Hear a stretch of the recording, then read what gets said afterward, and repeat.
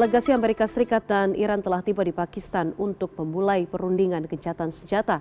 Meski gencatan senjata sementara telah disepakati, perundingan ini bukan tanpa hambatan. Akankah kata sepakat tercapai dalam satu perundingan saja? Dan kita akan bahas bersama Guru Besar Bidang Geopolitik Timur Tengah, Universitas Gadjah Mada, Siti Mutia. Selamat sore, Bu Mutia. Selamat sore Mbak Diana. Bu Mutia, sebelum kita bicara soal kans berhasil atau tidaknya kesepakatan dalam perundingan ini, saya mau tanya dulu, yang memimpin delegasi dari Amerika Serikat ini adalah Wakil Presiden J.D. Vance. Menurut Anda, mengapa sebenarnya Presiden Trump mengirim J.D. Vance dalam perundingan kali ini? Ya, yang pertama tentu saja bahwa Donald Trump itu seperti menjaga image ya atau gengsi untuk bertemu langsung pada wakil dari Iran, yaitu dalam hal ini Abbas Araghchi sebagai Menteri Luar Negeri Iran. Jadi kalau dalam tingkat diplomasi itu presiden kan tertinggi, ya. Kalau presiden bertemu dengan Menteri Luar Negeri ya tidak seimbang. Jadi kalau dalam perundingan itu syaratnya kan harus ada bargaining position yang seimbang. Artinya kalau sana mengirim presiden, ya mestinya Iran juga paling tidak mengirim mengirim Ali Khamenei, Mojtaba Khamenei ya, paling tidak mengirim Mojtaba Khamenei. Nah ini kan Menteri Luar Negerinya, ya. Bahkan Masoud Barzani tidak, jadi tidak juga Presiden Iran. Jadi yang dikirim ya levelnya Menteri Luar Negeri karena supaya seimbang dengan Iran yang hanya juga mengirim Menteri Luar Negeri begitu. Jadi ini seperti itu. Oke. Pemikiran. Ya, karena sebenarnya biasanya ada dua nama begitu ya Bu ya, ataupun 3 nama begitu yang selalu mendampingi Trump perihal konferensi pers soal Iran ini. Sebut saja ada Pete Hegseth, kemudian juga ada Secretary of State, ada Marco Rubio begitu. Tapi kemudian J.D. Vance yang diutus. Tapi sebelumnya kita tahu juga bahwa memang dari beberapa sumber Gedung Putih menyebutkan J.D. Vance ini termasuk yang voting for no ketika Trump melempar ke floor begitu untuk menyerang ke Iran. Apakah memang J.D. Vance ini dinilai sebagai sosok yang cukup soft begitu di mata Iran atau seperti apa menurut Bu Mutia? Iya, yang saya di balik Iran ada apa saya kurang tahu ya. Tapi James David Vance ini sebagai wakil presiden itu dia itu dipercaya oleh kedua belah pihak. Jadi syarat dari perundingan itu kan seseorang dikirim yang dipercaya oleh kedua belah pihak.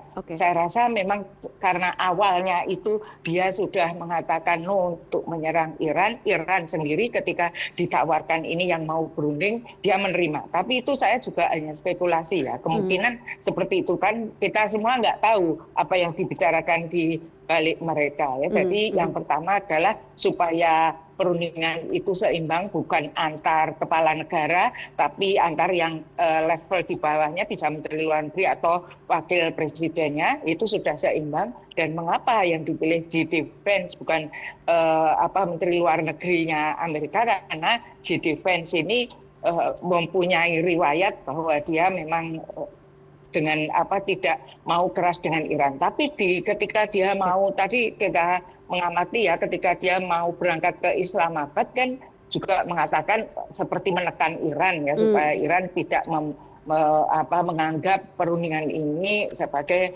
main-main atau memegang kartu truf yang tidak bisa untuk dinegosiasikan begitu.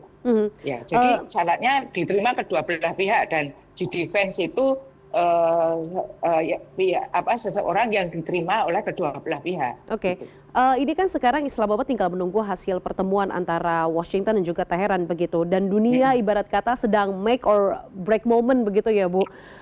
Menurut Anda sebenarnya kans kesepakatannya seperti apa sih Bu Mutia? Apakah memang dalam satu kali putaran pertemuan atau mungkin akan berjilid-jilid begitu? Karena kesepakatannya tentu ada banyak.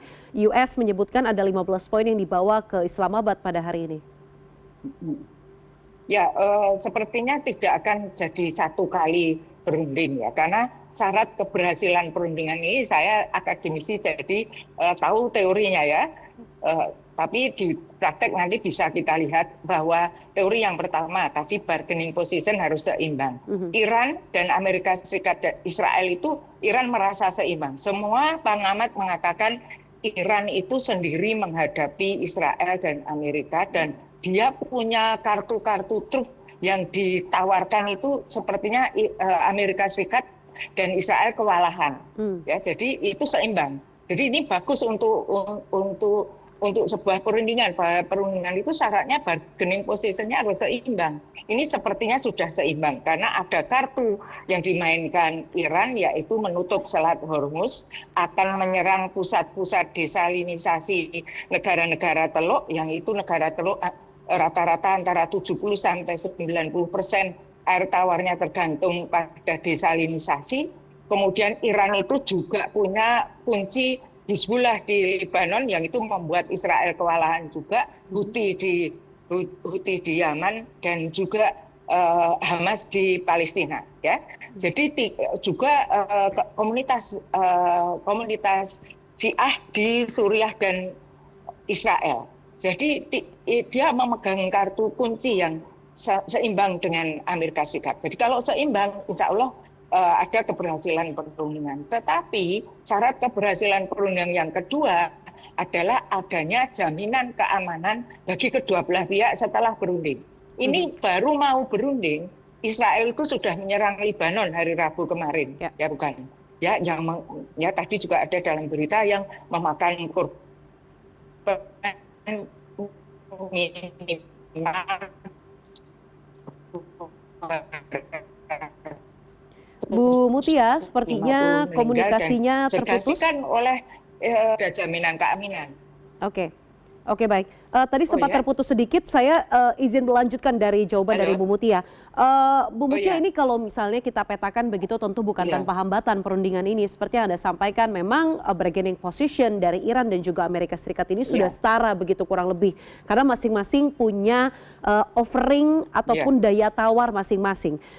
Tapi kalau kita bicara soal hambatan, ini ada faktor Lebanon begitu. Kemudian ada Trump sendiri di sosial media pribadinya juga masih terus menyerang Iran ataupun dalam tanda kutip penjelek-jelekan Iran begitu. Kemudian kita juga ingat bahwa ada masalah Selat Hormuz, kemudian masalah nuklir dan juga sanksi Iran. Menurut Anda, kira-kira poin dari segala bentuk hambatan dan poin-poin yang cukup banyak tersebut yang sebenarnya tidak mungkin diprioritaskan begitu ya, ataupun dibahas dalam satu waktu, hal-hal prioritas apa saja yang sekiranya akan dibahas pada pertemuan ini? Yang pertama harus dalam 2 minggu ke depan itu penghentian serangan. Ya. Jadi yang penghentian serangan itu menuntut adanya compliance atau ketaatan dari semua pihak untuk menahan diri untuk tidak melakukan serangan ataupun tindakan kekerasan. Begitu salah satu ada yang melanggar, ya.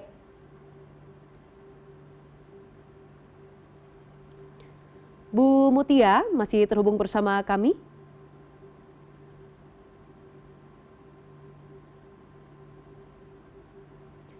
Bu Mutia? Ya, halo. Ya. Boleh diulang jawabannya Ibu? Karena tidak terdengar suara Bu Mutia tadi.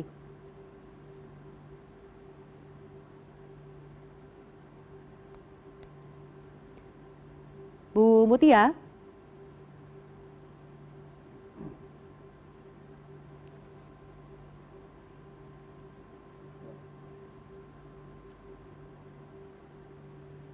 Baik, nampaknya kami mengalami kendala komunikasi dengan Guru Besar Bidang Geopolitik Timur Tengah Universitas Gadjah Mada, Siti Mutia. Tapi tadi ada banyak sekali informasi soal hal-hal apa saja yang sekiranya jadi hambatan dan juga tantangan di perundingan antara Washington dan juga Teheran pada hari ini di Islamabad, Pakistan. Kami masih menunggu hasil dari mediasi ataupun perundingan antara kedua negara yang sedang berkonflik tersebut.